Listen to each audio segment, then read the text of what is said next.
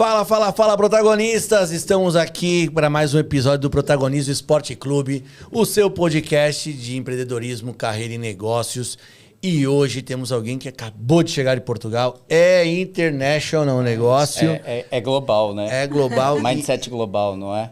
É mindset global. Mindset global. Boa, boa. Mindset E global. quando é bom, a gente repete. E a gente tem assunto hoje, assunto poderoso, já nós vamos falar para vocês. Eu sou Elton Deretti. Como é que estamos, meu querido Thiago Savoldi? Tudo bem, e você? Tudo ótimo, tranquilinho? Tudo sob controle. É mesmo? Mesmo. Tá andando bom. Os cabelos perderam, mas não foi por nada não, né? Não fui eu, né? Não, eu já disse, você é uma inspiração. Eu vou usar... Eu sou inspiração. Ele fica me sacaneando. Mas quem é inspiração mesmo é a nossa patrocinadora. Eu vou falar dela antes que você nos reapresente a nossa convidada de hoje. A Fader Estratégias Internacionais. Essa sim é uma grande inspiração.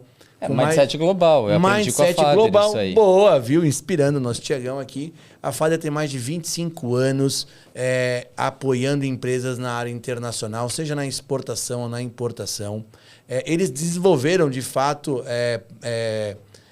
patenteado um mindset global que realmente eleva a sua empresa, trabalha a cultura da sua empresa para esse momento da internacionalização. Então, se é o momento da sua marca ou da sua empresa, procura o time da Fader Internacional, que você vai ser muito, muito bem assistido. Procura no @Fader Internacional ou no 47 30 35 2400. Fala com a Sheila, fala com o Tiagão e com o grande time da Fader, que eles vão ajudar muito vocês. Nos apresente quem está conosco novamente. Eu vou reapresentar. Nossa convidada de hoje, ela trouxe um tema que para a gente é extremamente relevante. Quem nos acompanha desde o começo sabe o quanto a gente tem como um propósito aqui do Protagonismo Esporte Clube tocar na vida das pessoas de uma maneira ou de outra, especialmente as desenvolvendo. E a convidada de hoje, ela veio aqui para falar um dia sobre desenvolvimento humano, organizacional, e ela se tornou a nossa referência nos temas. Bingo! Porque desde esse dia, tanto eu quanto o Elton tivemos o prazer de conversar com a Bia, de contar com a ajuda da Bia. Então, bem-vinda de volta, Bia, para continuar aquele papo que foi tão bom, para a gente conseguir falar agora da responsabilidade e da importância das empresas nesse aculturamento, nessa criação de uma cultura forte para que sim, o desenvolvimento das pessoas acaba sendo mais fluido, enfim. Bem-vinda, você está 100% em casa. Mais do que nunca. Me sinto muito em casa. Que bom. Muito obrigada pelo convite. É um prazer falar especialmente desse tema que me é muito caro.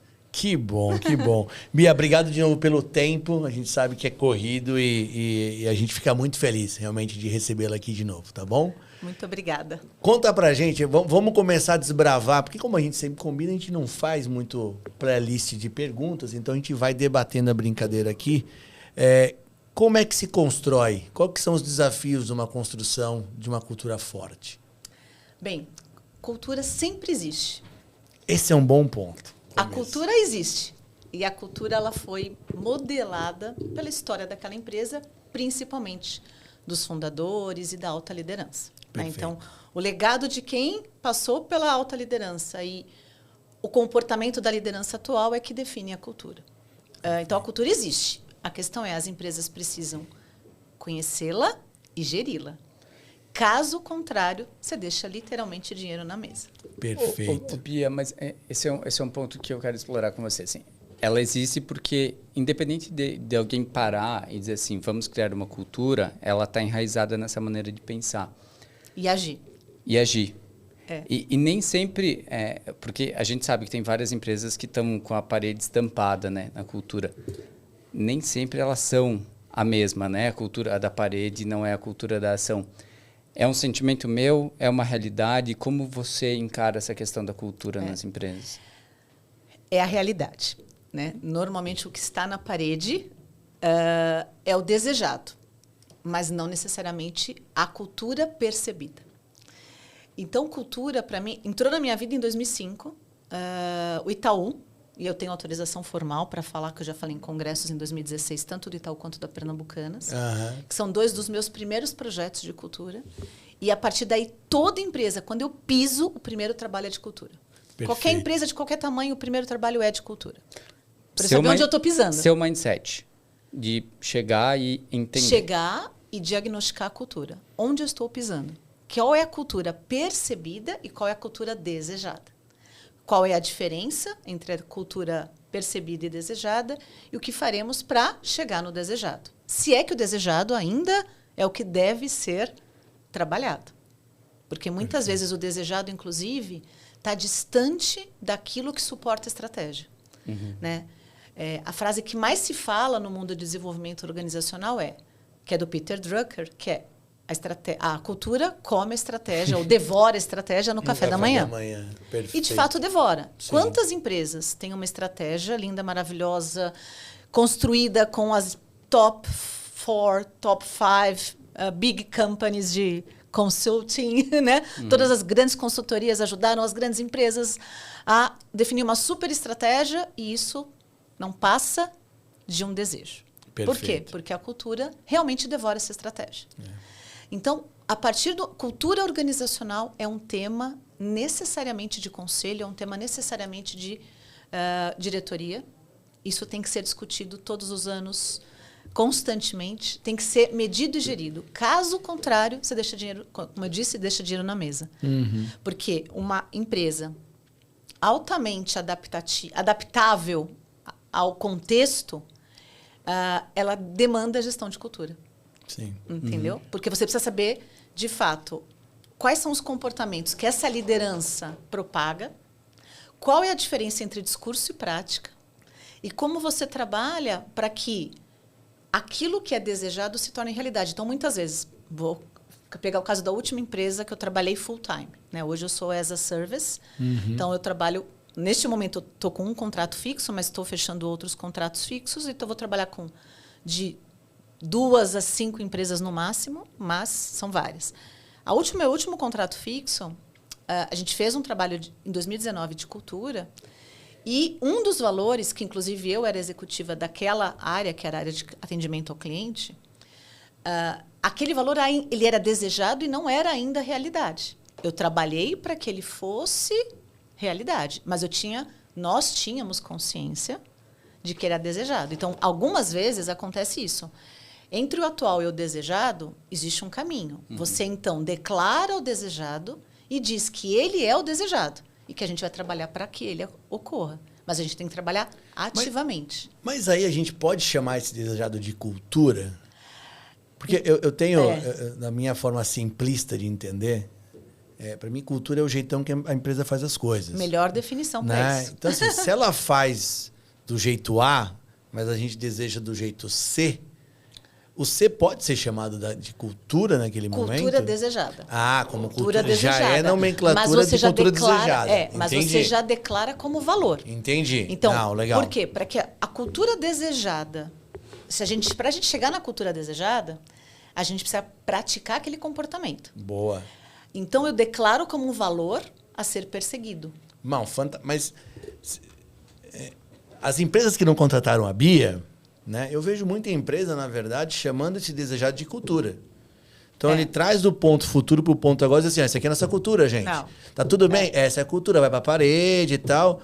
Mas, cara, não se diz, nós somos assim, queremos ser assado. Como você está dizendo, a cultura desejada. Eu vejo muito, tô viajando na maionese aqui. Não, você não está viajando na maionese. Infelizmente não, o que né? acontece. Então, assim, basicamente, desde 2005, quando eu conheci a metodologia... Então, assim, cultura é um tema que já se fala há muitos anos. Existe no Brasil a Bethânia Tanuri, que é uma referência no tema. Existe mundialmente algumas excelentes referências, né? Eu trabalhei com uma delas internacional, que é a Caroline Taylor, do Walking the Talk. Diretamente com ela, eu tive a oportunidade e o orçamento que me permitiu trabalhar com a Caroline no Itaú BBA. Legal. Diretamente. Ela mesma vinha no Brasil e etc. Ela que liderava o projeto pessoalmente.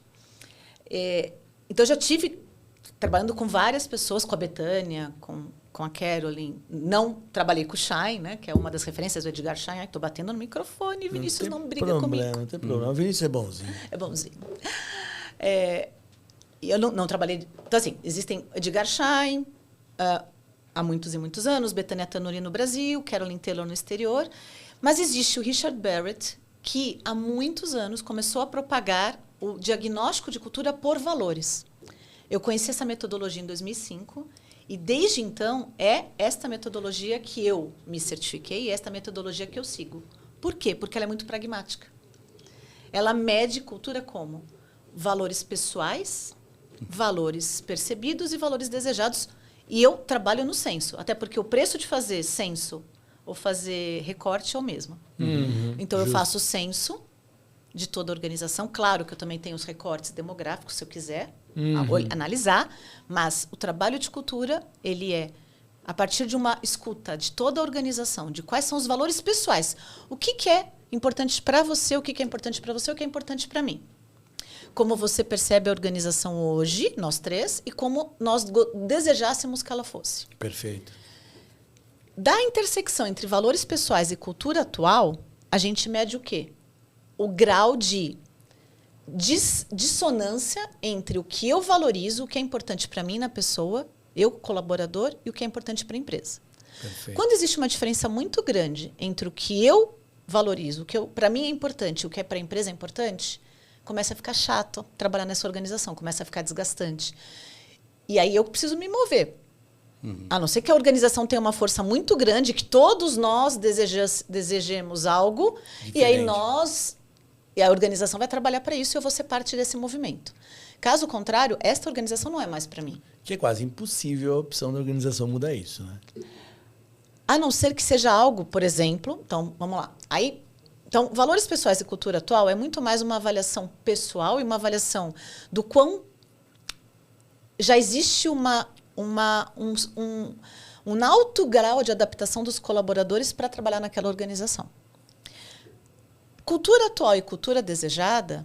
Então, assim, se tiver intersecção entre valores pessoais, cultura atual e cultura desejada, é o melhor dos mundos. Aí sim, aí o mundo ficou bom, né? Aí o mundo ficou ótimo, porque significa que eu tenho as pessoas trabalhando numa cultura que elas valorizam, e essa cultura que elas valorizam é a cultura que elas desejam, ou seja, mundo perfeito. Tudo bem. Eu já vi 1 ou 2 valores, de 10 que a gente trabalha na pesquisa, eu vi de 1 a 2 tendo essa intersecção, nunca mais do que 2. Agora, entre cultura atual e desejada, é justamente esse caminho entre o que nós temos hoje e o que nós desejamos ter. E o mais legal que eu amo é medir o grau de entropia. Que é o quê? Explique, por favor. É o grau de energia produtiva utilizada em atividades não produtivas. Por exemplo, competição interna, feudos, burocracia. Boa. São alguns dos valores que, quando mapeado, a gente chega num grau de entropia da organização. E nesse momento é, assim, chocante. Por quê? Porque você percebe ali claramente o quanto de energia produtiva. Então, eu poderia estar realizando as minhas atividades, mas eu estou gastando energia em me proteger da área vizinha que quer roubar a minha atividade ou o meu espaço, ou cada um protegendo o seu pedacinho e não vendo todo, ou a burocracia em excesso, ou a visão de curto prazo, que também é visão só de curto prazo, não nos garante a perenidade organizacional e assim por diante. Muito bom. Então, o que eu adoro é mapear esse grau de entropia e saber qual é o tamanho do desafio, a diferença entre cultura atual e cultura desejada, a discussão legal. Aqui estamos, para lá vamos. Quer dizer, para lá vamos não. Vamos discutir para onde vamos? Vamos discutir para onde vamos? Aqui a gente mapeou o que as pessoas gostariam. Mas o que a empresa gostaria e se esses valores são valores suficientes para levar a organização para onde ela deseja ir. Perfeito. E se isso suporta a estratégia dessa organização. Porque esses valores têm que suportar a estratégia do crescimento da empresa, né? Exato. Senão também não resolve muita coisa. E aí vem um terceiro ponto importante. Tem vários pontos nesses décadas de estudo do Richard, mas um ponto também que eu gosto muito que é para que uma organização seja sustentável, e sustentável, vou falar, na verdade, seja perene no longo prazo, ela precisaria ter valores de 7 níveis. De 7 níveis de sobrevivência. Vinícius vai me matar. Aqui tem casa. Não, aqui é nóis. E também vai para qualquer coisa ele dá um jeito na a gente gosta do jeito eu casado. sou barulhento, eu sou me mexo. Eu também, vira e todo. mexe, bato aqui, tá tudo O tempo certo. inteiro. Então, 7 níveis. 7 níveis. Primeiro nível, sobrevivência. toda empresa precisa ter lucro. Ponto. A empresa Sem mais. Sem mais. Sobrevivência. Então, nível 1 não, é igual na pessoa física. Inegociável. É inegociável. Então, é sobrevivência. Então, nível 1 é lucratividade, rentabilidade, lucro, etc. Nível 2, relacionamento com o colaborador, relacionamento com o cliente. Perfeito. Ainda é básico. É uma questão de olhar para si, né? Nível 3, performance. Aí a gente começa a falar de performance, maior produtividade, etc. Todos os níveis que a gente chama de olhar para dentro de si, para dentro da organização. Perfeito.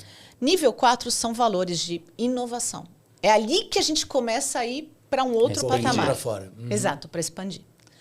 5, 6 e 7 aí já são valores já mais voltados para uma organização com propósito. Então, qual é o propósito de uma organização dentro dessa sociedade? Entendi. Claro que o nível 1 é ter lucratividade para a empresa continuar. Não se abre, não, é indiscutível. 2, relacionamento com colaboradores, relacionamento com os clientes, que é para quem você gera. Os colaboradores atendendo bem os clientes, a gente gera o lucro. Gera o lucro. 3, a performance em si, a melhoria contínua, etc. 4, inovação. 5, 6 e 7, aí que você começa a ir para fora. Então, qual é a minha contribuição para a comunidade? O que legado eu vou deixar até que eu chegue no nível 7, ainda que seja o nível 7, e esse nível 7 não precisa ainda ser uma organização que esteja tendo um trabalho ativo de impacto social, mas ética, integridade. Perfeito. Já começa por aí. Preocupação com as futuras gerações dos colaboradores. Esses futuras níveis têm peso? Não. Não, ele tem o mesmo peso de importância. A questão que ele provoca, o Richard, nós devemos ter valores dos 7 níveis. Entendi. Só que, é claro, se a organização está iniciando, uma organização jovem, vai começar do 1, do 2, do 3, do 4. Não precisa ter 5, 6 e 7 já. Mas a gente precisa ter essa visão de contribuição para a sociedade. Precisa ter a visão de contribuição para a comunidade local. Precisa ter a visão de futuras gerações. Inclusive da própria organização. Da continuidade da organização. Ô, Bia, eu vou fazer eu estou fazendo na minha cabeça um exercício enquanto você fala, que talvez seja a sua grande bandeira, a sua grande briga. Mas eu estou entendendo, talvez hoje, 2024, depois de tanto tempo, que uma cultura ou a forma como a empresa funciona, do ponto de vista, às vezes, intangível, porque por mais que você tenha essa capacidade, você desenvolveu essa capacidade de medir essa cultura, ele ainda é uma questão muito intangível, é uma questão muito, cultura, a gente precisa ter cultura. Vamos fazer uma reunião de cultura é a gente escrever uma coisa na parede e ir embora. Mas eu estou entendendo que ela tem capacidade de dizer se a empresa vai dar certo ou não, se ela vai funcionar ou não, se ela vai dar lucro ou não. Existe um momento, ou deveria existir, em que a gente olha para dentro e fala assim, a gente não está funcionando por causa da cultura e vamos parar tudo e a gente é obrigado a reescrever essa cultura, porque senão as coisas não vão acontecer? Mais do que reescrever, é de fato parar, olhar para dentro de si, olhar por que a gente insiste em comportamentos dessa liderança que não levam a execução da estratégia com maestria, e sim é uma questão de sobrevivência. A questão é que talvez eles não encontrem, as pessoas ainda, alguns empresários, alguns executivos ainda não encontrem o nome do que estão fazendo. Mas vai ser preciso fazer isso. Mas desculpa. Não, por favor, conclui. Não, mas assim, eu vou te dizer como que o Roberto Setúbal, ele definiu que queria trabalhar cultura em 2005. Num avião, isso está até num case em Harvard, escrito, né? Então, além de eu ter permissão para falar, está escrito num case, está publicado em Harvard. Ele, num avião, ao lado de um executivo, do presidente de um banco australiano, começou a conversar. E o presidente desse banco australiano falou que ele vinha medindo anualmente e gerindo anualmente a cultura. E que isso estava trazendo lucratividade, engajamento, melhor experiência do colaborador, melhor experiência do cliente. Todos os indicadores estavam sendo movidos. O Roberto voltou para o Brasil, chamou a McKinsey, que ele confiava, falou, cara, eu quero isso aí. com esta metodologia. E aí a McKinsey usou Richard Barrett Então, nós fizemos o trabalho em 2005. Foi um trabalho de muitos anos, porque cultura você não muda em 1, 2, 3 anos. Exato. É um projeto de 3 a 5 anos. Mas olha a potência. Se já era um banco, com todo o resultado que tinha, olha a potência que é hoje. Sim, sem dúvida. Né? Sem então, dúvida. assim, é líder em performance, né, há muito tempo. E não é ser líder, ser o primeiro, é ser líder em performance. E isso estava na visão. Nunca, desde 1998, quando eu entrei, a visão em 1998, ser o banco líder em performance. Ela variou um pouco, em vez de líder em performance, nem sei atual, mas desempenho diferenciado. É ser o melhor, ponto. Sim. Não é ser o maior, não é ser o primeiro, é sim. ser o melhor. E para ser o melhor, eu preciso de uma cultura de performance. Então, toda a trajetória foi de medir cultura e corrigir. E aí, como é que você desenvolve e como é que você acelera o processo, né, para reduzir, né, de 5 para 3 anos? Ritos, símbolos, políticas, processos, você tem que rever tudo. Tudo. Mas a gente ainda está falando de um lugar em que, bom, se o drive era performance, já existia uma cultura, não acho que seja fácil, não quero ser simplista. Assim, se entendeu que a nossa cultura é de performance, para que a nossa performance continue melhorando, a gente precisa melhorar a cultura. Beleza. Mas eu estou, enquanto você falava, de novo, pensando em várias empresas que eu conheço, que há muito tempo estão tentando sair de um lugar de performance não tão boa, que já mudaram de tecnologia, já mudaram, abre loja, fecha loja, vai o site, vai não sei o quê, e talvez o ponto more na cultura. Mas que nunca foi feito esse diagnóstico, que nunca entenderam que nada que eu faça aqui vai ser suficiente se eu não mudar a minha forma de pensar e de agir. Mas aí eu vou ter um problema seríssimo, porque você falou lá no começo que a cultura ela está enraizada basicamente no controle da empresa, seja no board, seja na diretoria. Essas empresas, Elton, talvez você vai pensar comigo aqui, você fez o diagnóstico, a cultura não é boa, a cultura está instalada em quem está, talvez o primeiro passo seja trocar todo mundo. Ver quão complexo é para uma empresa fazer um negócio que precisa ser feito. Eu estou aqui avaliando porque eu acho que precisa ser feito. Então, assim, ou você faz essa mudança de aculturamento das pessoas, elas vão estar, esse board, essa diretoria vai estar disposta a mudar um pouquinho a forma de agir, a forma de pensar, mas essa sobrevivência da empresa vai estar atrelada a talvez repaginada 100%. Eu acho que leva um pouco a isso. E talvez casando com o que você está dizendo, e é uma pergunta aqui para a Bia, assim, eu passei por muitas empresas, a maioria delas familiares. Não passei por muitas, né? São 5 empresas da minha carreira, 4 bem familiares, uma menos familiar. Uma nada familiar, né? E em teoria, na prática, as familiares elas já têm uma cultura muito enraizada do fundador, da família que construiu aquilo ali e tudo mais. Legal. Só que ainda assim eu encontrei um desafio, uma dificuldade de traduzir essa cultura, escrever essa cultura. Muitas vezes você sente, você está ali, você sabe aquilo ali. Você diz, a gente tem o nosso jeitão de fazer. Bora botar no papel. Aí nunca vai sempre no mesmo. Ética, isso, postura de dono, sempre você pega a cultura de quem não tem, bota lá na parede, lê, é igual a nossa. Não pode ser igual a nossa. Assim, nos termos, sabe? Fica aqueles termos famosinhos e tal. Por que é tão difícil transcrever a cultura? E ainda no que você está dizendo, eu já conectei os pontos, tem gente que quer impor cultura. Gente, eu digo lideranças, donos de empresa. Cultura não se impõe, né? Ela existe, você pode ter essa e quer chegar nessa, legal. Aí você está aqui, você tem pessoas nessa cultura, você diz, esses dois aqui não adiantam mais, porque eu quero chegar aqui e esses dois podem ser o CEO da empresa ou o faxineiro da empresa. Ele não está conectado com isso aqui. Em algum momento nessa jornada, esses dois vão sumir. Sim. Não tem jeito. Eu preciso trazer outros dois. Só que, muitas vezes, quem escreve a cultura no domingo de manhã, para dizer que tem cultura, é a pessoa que tem que ser mudada da empresa. E aí que as coisas começam a não conectar. Vai conflitar. Então, para mim, tem empresas que, com todo o respeito, elas não... Ou elas não... Acho que não ter é meio forte. mas elas não conhecem de nada da cultura delas, mas escreve o que todo mundo escreve. Porque... E diz, gente, essa aqui é a nossa cultura, hein? Precisamos ter pro board ver que temos cultura. Beleza. Mas tem também, por outro lado, tem empresas que têm uma cultura muito enraizada, que de verdade você sente, você percebe, mas também é difícil escrever, né? Transcrever essa cultura.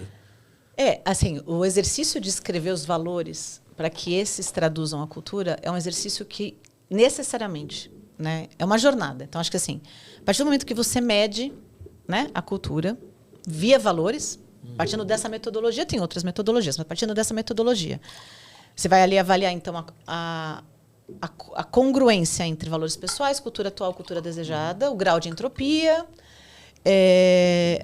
quais valores na cultura desejada tem, se tem valores dos 7 níveis, se não tem, ter essa discussão. Passo 2, necessariamente com um board, de preferência. Quem da nossa diretoria, porque o board também não é percebido pela organização, certo?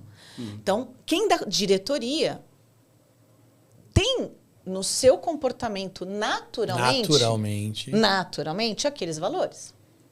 Quem representa cada um desses valores? Quem vai ser o guardião de cada um desses valores? Porque a mudança de cultura necessariamente começa pela transformação pessoal destas pessoas. Totalmente. Começa por aí.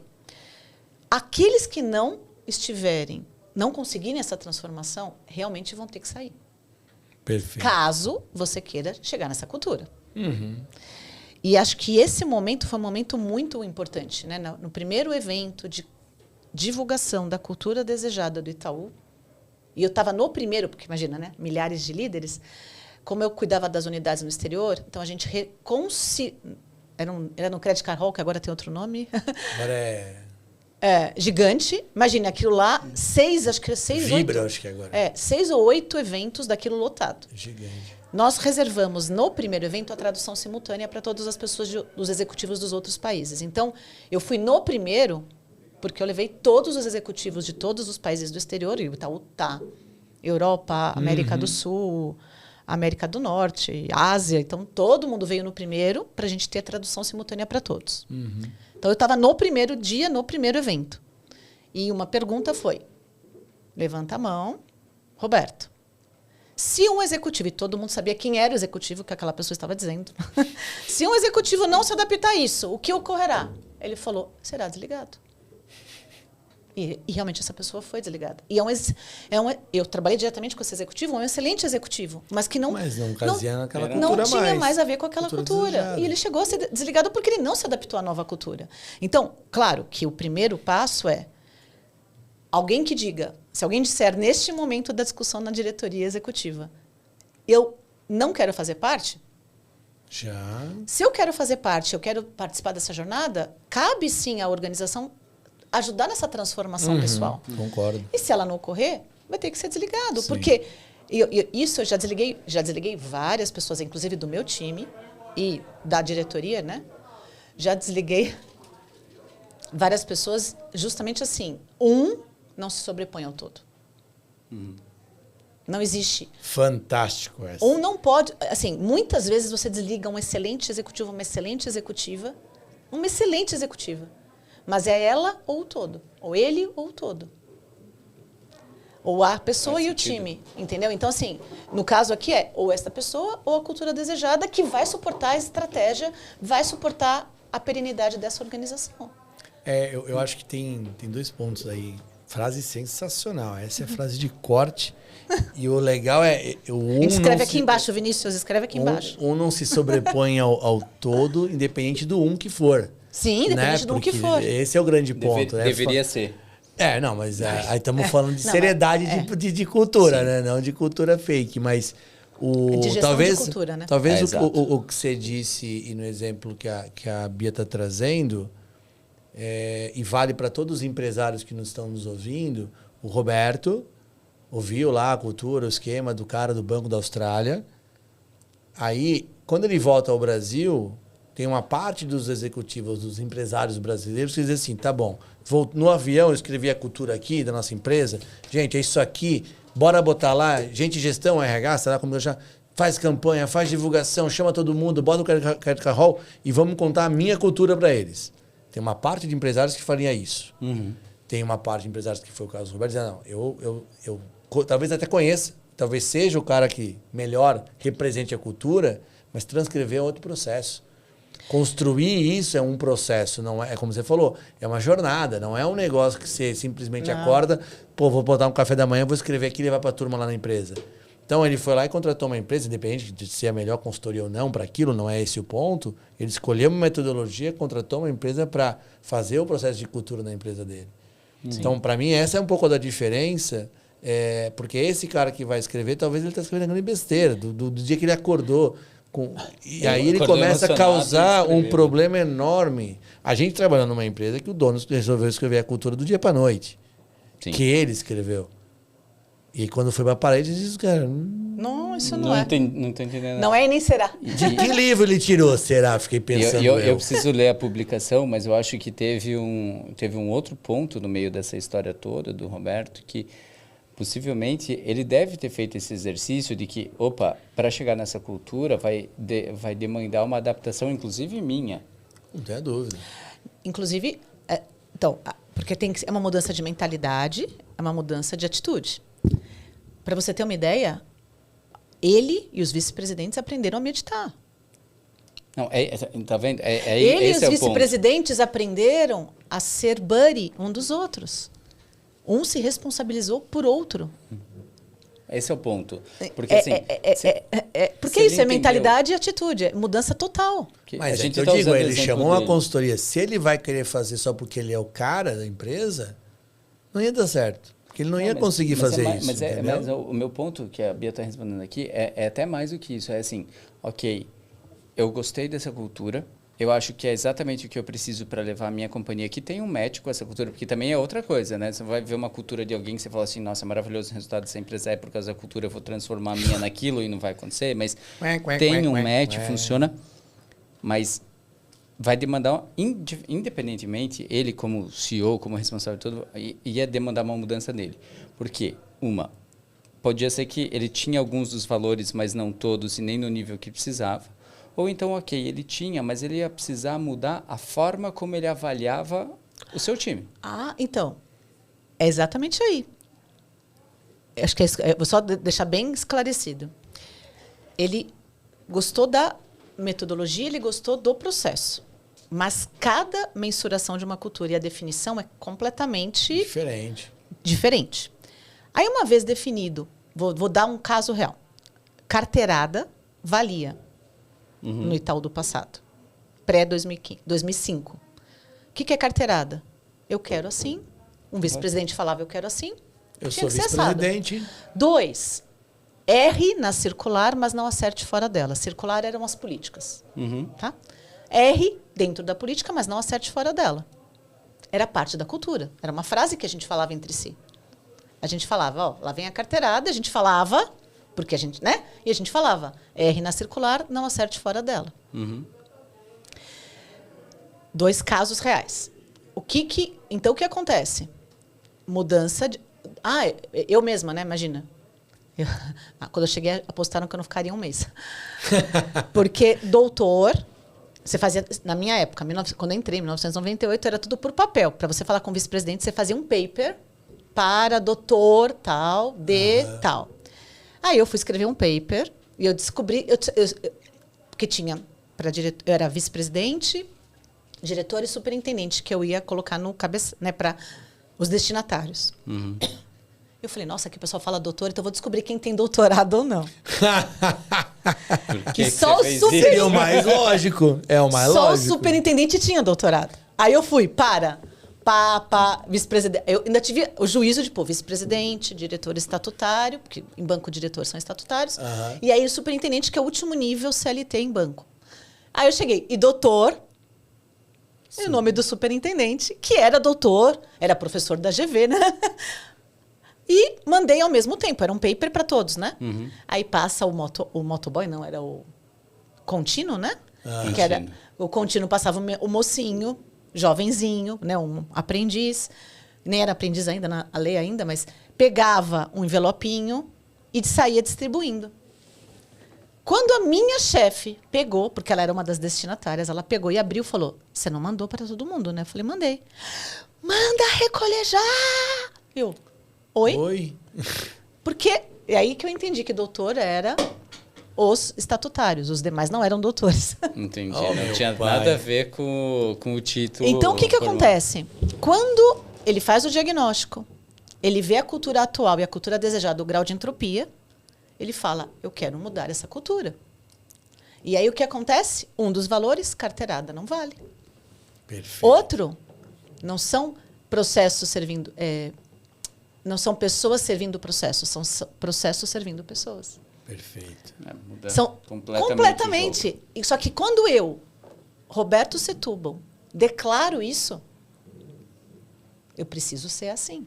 Eu preciso Exato. executar isso. Né? Eu preciso executar. A carteirada eu preciso nem ser dele exemplo. vale mais. Por quê? Esse é o Porque a ponto. transformação de cultura começa pelo comportamento do CEO, dos diretores, e daí para baixo. É de cima para baixo a transformação cultural. E começa pela transformação pessoal. Por isso que eles foram aprender a meditar. Porque a meditação traz o quê? Presença. Perfeito. Se eu não tenho presença, eu estou há 20, 30 anos, 10, 15 anos, carteirando. Eu estou há 10, 15 anos. Obedece quem Manda quem Manda, pode, obedece manda. quem tem juízo. Se eu não... A meditação foi um dos instrumentos. Então, o que a gente ensinava? A gente ensinava as pessoas a contarem até 10. Eu tive um vice-presidente que eu tive que dar uma ampulheta Para ele virando. para ele conseguir. Ele era muito inteligente. Ele é muito inteligente. E eu tinha que dei uma ampulheta para ele conseguir. A pessoa falava, ele virava a ampulheta para conseguir ouvir até o fim. E poder deixar a pessoa falar. Então, assim, a gente teve que encontrar... Porque a gente ensinou a contar até 10, ensinou a meditar, ensinou a ser buddy do outro, ser sombra, ajudar o outro a se segurar. Porque é isso, é transformação pessoal em primeiro lugar. Mas, cara, olha a profundidade, olha que legal que é isso. Maravilhoso. A profundidade disso. Porque, assim, quantos projetos que você passou, de verdade mesmo, você tentar quantificar, tinha uma cadeira de, no mínimo, de change management. Assim, cara, eu vou cuidar da gestão da mudança, porque assim, eu posso mudar, eu posso fazer um projeto que vai reescrever tudo, mas eu preciso de alguém cuidando para que essa mudança vá acontecer e como essa mudança impacta nas pessoas. Porque eu tenho certeza que também não foi assim. Pessoal, a partir de amanhã nós vamos meditar. Senhor vice-presidente, você vai receber uma ampulheta. Eu tenho certeza que não foi assim. Não, e aí assim, teve todo um trabalho com o comitê executivo, depois diretoria, depois superintendentes, depois gerente. Aí foi descendo. Aí foi embora. E assim, a gente foi trabalhando tudo isso. E aí o modo de liderar, é o modo de operar. Todo mundo... Então, assim, não são só os valores. E aí a gente chega na avaliação de volta, porque eu te interrompi aquela hora, me perdoe, para falar da avaliação. Para você acelerar o processo, você tem que trabalhar ritos, símbolos, processos, políticas, alçadas. Perfeito. A avaliação de performance é uma das primeiras coisas que você tem que alterar. Como eu vou avaliar? Quais são os comportamentos que eu vou avaliar? Como eu vou avaliar? Então, foi nesse momento que entrou 360, foi nesse momento que entrou, naquela época, Ninebox, foi nesse momento que entrou comportamento mais do que resultado. Legal, hein? Por quê? O resultado não é a qualquer custo. Ritos e símbolos. Naquela época, existia 3 diferentes cores de crachá. O branco, que era de 6 horas, o prata. O branco, 4 tipos de crachá. O branco, que era 6 horas, o bege, que eram colaboradores de 8 horas, o prata, que eram líderes, gestores, e o preto, que eram os estatutários. Ele igualou tudo pela cor prata. Ainda manteve o restaurante dos estatutários, mas ele eliminou o restaurante dos carteiras prata. Olha só. Por exemplo. E parece nada, mas isso tem uma mudança no Ele mandou um e-mail todo sensacional. Ele mandou um e-mail dizendo: a partir de agora me chamem de Roberto e não Dr. Roberto. Ele mandou um e-mail para todos os colaboradores. E se ele está dizendo isso, ninguém mais pode querer ser chamado de doutor. Né? Exato. É que eu digo, a cultura é de cima para baixo, né? Como você falou, eu brinco que de baixo para cima é rebelião, né? Então, tem muito jeito. Se você quer, como empresário, ter uma cultura forte, uma cultura de construir uma cultura forte, você também vai ter que abrir mão de alguns vícios, né? De alguns hábitos que talvez não estão alinhados com a cultura desejada. Foram construídos, mas não estão alinhados com a cultura desejada. E se não internalizar isso, o primeiro executivo da empresa, esquece. Não vai rolar. Não vai rolar daí para frente. ele não tem autonomia. Ele não está alheio à cultura. Num caso como esse, como ele ia tirar o processo do doutor se ele quer ser chamado de doutor? Exato. Como ele diz não dá mais carteirada, mas no dia seguinte ele dá uma carteirada? Eu cheguei faz 12 horas de Portugal, né? Fiquei 9 dias lá com a minha amiga. Conhecemos... Ela está morando lá, a gente conheceu eu conheci vários lugares. E, de modo geral, né, eu brinco que foi a partir do momento que eu tive um time em Portugal, na época, um time do Itaú, é que eu entendi minha mãe. Minha mãe é portuguesa e entendi a cultura dos portugueses, que é diferente do brasileiro. Total. Né? Totalmente diferente. E até comentei num post do Thiago Quintino hoje, de CX, justamente sobre isso. Assim, eles precisam muito aprender sobre a experiência do cliente, porque eu fui em lugares todos muito bons, todos de excelente nível, e até em Michelin eu tive experiência ruim. Nossa! Agora, onde eu tive experiências fantásticas? Onde a cultura é forte. Vista Alegre, 200 anos, agora dia 9 ou 10 de junho, vai completar 200 anos, referência mundial em porcelana, Vista Alegre, né? A cultura é super forte. Lá eu encontrei pessoas apaixonadas pela empresa. Muito legal. Encontrei vida, encontrei alegria, encontrei o desejo de transmitir os valores daquela organização. Outro onde eu encontrei, no Six Sense, no Douro, que é referência mundial em experiência dos 6 sentidos. Então, você tem que... E, assim, as pessoas apaixonadas pela organização. Quando você vai na loja, cada produto foi escolhido pelo impacto social que gera no país de origem. Genial. Então, assim, tudo isso... Mas eu encontrei aonde? Onde existiam culturas fortes alinhadas à estratégia. Porque se alinhar a estratégia do Six Sense é entregar experiências dos 6 sentidos, eu tenho que ter sabor, eu tenho que ter aroma, eu tenho que ter o visual maravilhoso. Tato. E para desenvolver o sexto, que é a intuição, quando você fala assim, poxa, que bolsa diferente. Então, essa bolsa é feita pelas mulheres da Indonésia que XY, né? Eu estou afastando do microfone, o Vinícius vai me chamar. Está indo para a Indonésia. Atenção, agora voltou. Estou indo para a Indonésia, voltei para o Brasil. Então, assim, é tudo isso reforçando a estratégia. Perfeito. A cultura que engaja. Então, eu quero trabalhar num lugar como esse. Porque que gera o desejo de fazer parte desse negócio que é tão legal, né? Entendeu? Então, assim, tá tudo muito correlacionado. E isso a gente tem... Eu fiz uma formação de comitê pessoas no IBGC. Inclusive, estive com uma colega lá em Porto, que nós nos aproximamos pelo tema de cultura. Que legal. Porque a gente teve aula com o time da Betânia. Foi maravilhosa as aulas com o time da Betânia. Só que eu contei do Richard. E aí uma parte da classe quis fazer uma conversa a sós comigo. E aí eu marquei uma conversa para a parte da classe. E acabei me aproximando dessa pessoa que tem um desafio como empresária de transformação cultural. Que legal. Não é fácil. A gente falou muito aí sobre um case de 2005, mas ele me soa aqui, e eu estou perplexo, porque eu estou pensando em várias coisas assim do dia a dia das empresas, que ele não é nem atual, ele é contemporâneo. É um tema que você dá um plug and play agora em 90% das grandes empresas brasileiras, talvez ninguém tenha tido a coragem de ter uma discussão sobre a cultura. E o que a gente tem falado no IBGC, né, que é o Instituto Brasileiro de Governança Corporativa, esta pauta precisa estar no Conselho. Esta pauta precisa ser discutida em todas as organizações, porque é ela que traz a perenidade da organização. E ela é uma pauta de governança, ela é uma pauta ESG. Uhum. E o que é ESG, no fundo? São 3, né? Olhar para a governança, olhar para o social e olhar para o ambiental é uma questão de perenidade da organização. Sim. Uhum. Uma organização vai valer mais ou menos hoje e no futuro se a gente olhar para isso. E olhando, cultura é um tema de governança. É que tem um ponto, cara. Porque se você não cuida, se você não gere, você deixa não... dinheiro na mesa. Exato, não sem tem dúvida. Você está rasgando dinheiro. Tem organizações que rasgam dinheiro. Mas é um pato... Tem organizações que rasgam dinheiro. Tem 90%, 80% ou 70% das empresas nesse patamar. 97%. 97%. Porque, no final, mesmo o dono da empresa, o CEO da empresa, o fundador da empresa, ele é um ser humano. E, cara, o ser humano, por essência, ele quer a mudança que ele acha importante, mas ele não quer ser mudado.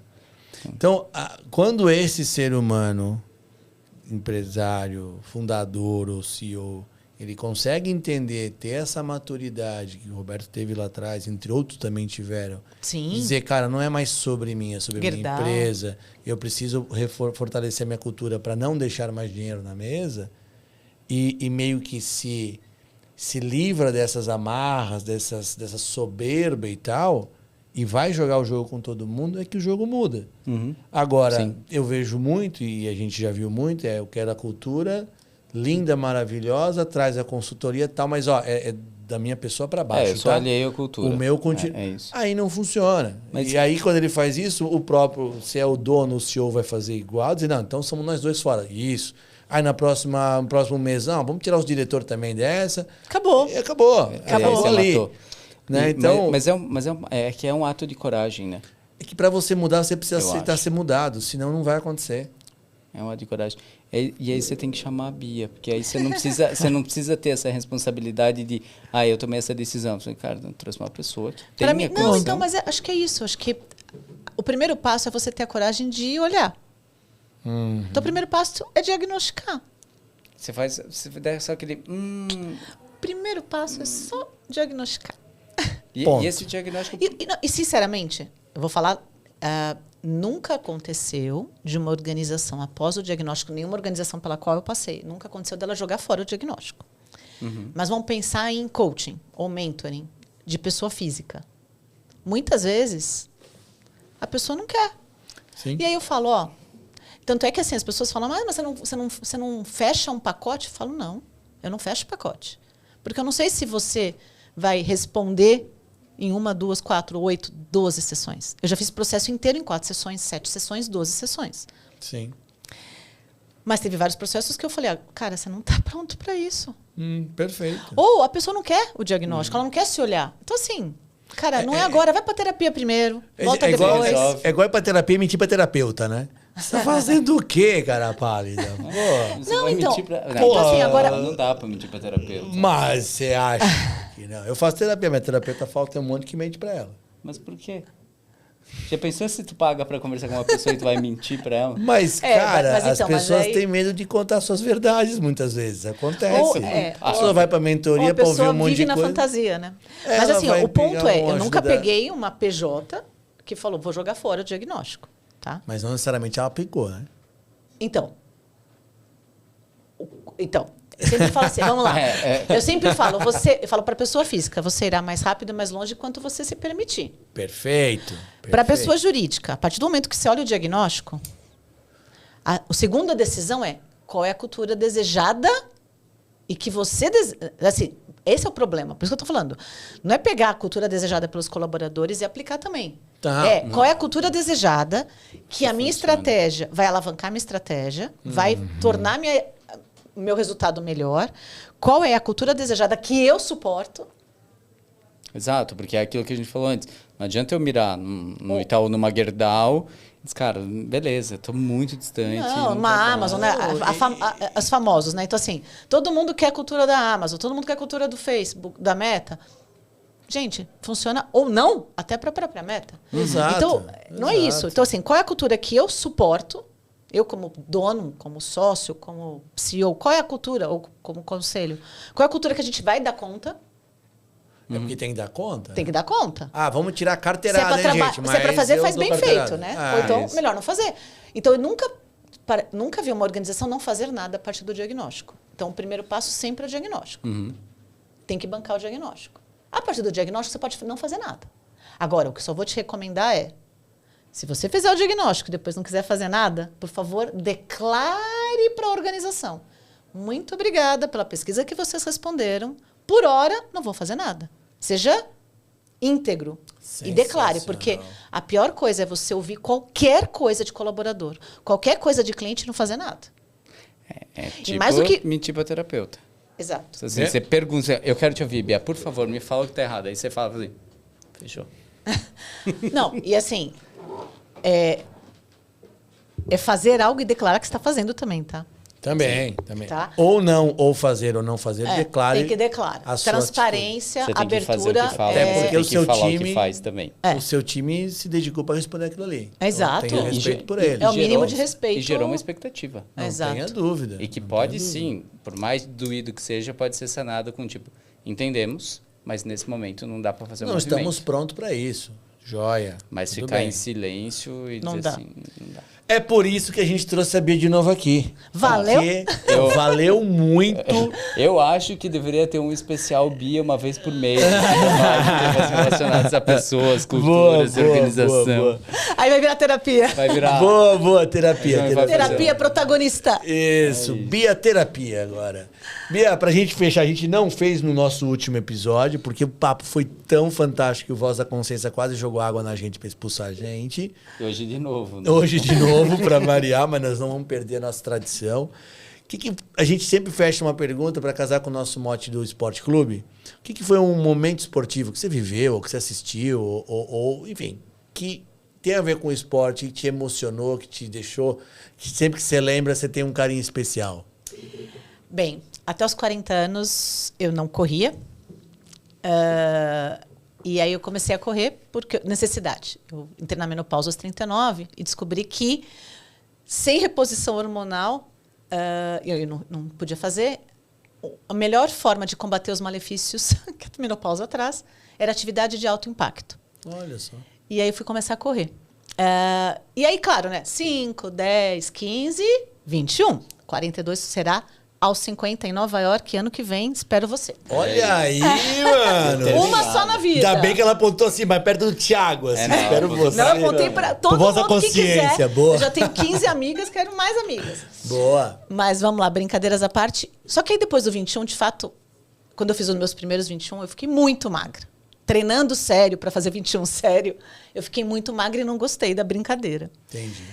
E aí eu falei, não, eu preciso arranjar outra meta. Tinha meta aos 50 anos, então estava longe. Né? Então, como estava longe, eu falei, então eu preciso de outra meta. E a minha meta foi correr no Pernas de Aluguel. O Pernas de Aluguel é um trabalho voluntário que a gente corre com crianças, adolescentes e até adultos que não têm condições de correr. Então, a gente corre legal. empurrando a cadeira de rodas. Que lindo. E toda vez que eu imaginava o dia, eu já passava mal de imaginar, já ficava sem ar. E aí chegou o primeiro dia que eu fui. E eu estava com uma criança chamada Beatriz. Olha que legal. E assim, é uma coisa incrível você cruzar a linha de chegada junto com alguém que você Espetacular. possibilitou cruzar a linha de chegada. Precisa. Que isso. conexão surreal. que É deve ser. animal, assim. A emoção, nenhuma das minhas corridas é a mesma emoção que de toda vez que eu cruzo a linha de chegada no Pernas de Aluguel. É É diferente aqui em a São emoção. Paulo? Tem em São Paulo, tem em Campinas, tem em Belo Horizonte. Nossa, genial. Vou pesquisar. Sensacional. É Parabéns maravilhoso pela o trabalho do Edu. É muito lindo, muito lindo. ideia. Edu, tá convidado. Protagonista master. Vamos trazer ele aqui. Total. Esse é protagonista. Vamos trazer E ele assim, aqui. e, Tá ele, e onde ele convidadíssimo. criou isso? Ele criou isso do Make-A-Wish, né? O Make-A-Wish, muitas vezes as crianças que estão, né, em condições já na cadeira de roda, às vezes em fase terminal, e o sonho é ir para Disney, né? Então ele imaginou, tanto é que o nosso uniforme é de Mickey e Minnie, então é as bolinhas vermelhas e tal. legal. A letra é da Disney e tudo. Então, assim, porque de fato acontece muito Make-A-Wish na Disney, né? E muitas pessoas, eu não corri ainda a corrida da Disney, mas muitas pessoas já foram levar também crianças para a Disney. Que legal. Para correr também e tudo mais. Então, assim, é muito legal o trabalho, é muito emocionante. Lá eu conheci a Sara Veloso. Se quiser trazer Sara Veloso aqui para o Protagonismo Esporte Clube. Por favor. Sara Veloso tem um livro Six Major, ai, meu Deus, 6 a 6 corridas, acho que é isso. As 6 corridas. Sara Veloso. Veloso. Contato já. você com ela. Já Sara Veloso vai. tem um livro As 6 Corridas, é um best-seller, eu já li, eu amo. Que ela conta justamente ela de sedentária, fumante e pós-câncer, correr as 6 principais maratonas e já está na segunda leva já. Ela já tem legal. a medalha das 6, né? Vamos e já está trazer na ela segunda leva Muito também. bom. Sara, tá convidada. Foi lá nós que eu vamos conheci, no Pernas de Aluguel, na mesma cadeira. A Sara e o Oficialmente Edu. convidar o Edu também, já anotei aqui. Olha, não fiquem com ciúme com o que eu vou dizer agora, já são quase 60 episódios. Para mim, o melhor momento esportivo de todos. Disparado. Parabéns, disparado. parabéns. Genial, genial. Tá num outro lugar. Que isso, esportivo. animal. Bia, pra quem quiser te encontrar, te contactar, fala aí, Instagram, LinkedIn, Bem, mande. Beatriz Cara Nóbrega no LinkedIn, Bia Nóbrega Oficial no Instagram, no YouTube, no Facebook. E se precisar, entra lá no nosso Instagram, pede um alô, a gente manda o contato da Bia, você já encontrou ela facinho. Ela virou nessa referência desses assuntos. Já é sócio, irmão. Agora tá tudo certo. E quem quer nos encontrar, meu amigo, e ó, pega agora o que o Thiago vai dizer, os nossos canais, pega aquele aviãozinho, lembrei aviãozinho. Chamei de pipa semana passada. Aviãozinho. Caminha pro seu amigo empresário. Caminha, bicho. Ele precisa ouvir o que a gente falou hoje aqui. Ele precisa. Eu vou dar uma dica mais legal. Você cria um fake e manda para RH da sua empresa. Não façam isso. Pode fazer. Tá Chama maluco. o seu RH para conversar. Isso, paga um cafezinho. Seja protagonista. Boa, pode ser Bia. também. É melhor, é mais legal do que o fake. Mas, em todo caso, dá para fazer um fake também. Mas o primeiro passo para ser protagonista é seguir nós aonde? Aonde? Procura a gente lá, Instagram e TikTok, para trocar essa ideia, para pedir dicas, para conversar. A gente adora responder as mensagens lá de pessoas que pedem dicas, que pedem um aprofundamento de uma coisa que a gente fala aqui, que indicam pessoas. E para ver os episódios completos, a gente está no YouTube, no Deezer e no Spotify, Protagonismo Esporte Clube. Também tô no TikTok. Olha aí! Boa, boa, boa, boa. Gente, obrigado pela audiência, pela paciência, já dizia Fausto Silva. Ô, louco. E hoje encaminha esse episódio top. Esse tem zero restrição. Zero.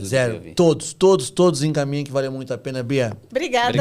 Muito obrigado de novo. Muito obrigada. Demais. Obrigada. Uma honra de nossa ter você aqui, viu? Obrigado mesmo. Uma honra. Gente, até a próxima. Até mais. Valeu. Valeu.